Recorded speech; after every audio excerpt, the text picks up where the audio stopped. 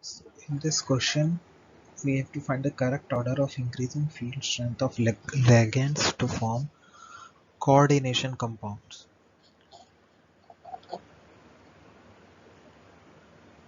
So we know that arrangement of different ligands in increasing order of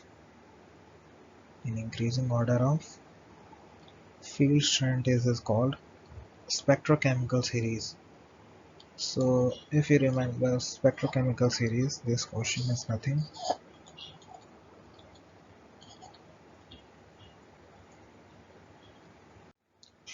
So spectrochemical series is nothing but I minus SCN minus Cl minus S2 minus F minus OH minus C2O4 2 minus H2 NH3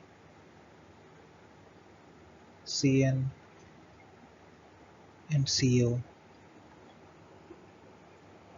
So from the following option we will find the which of the following satisfied this.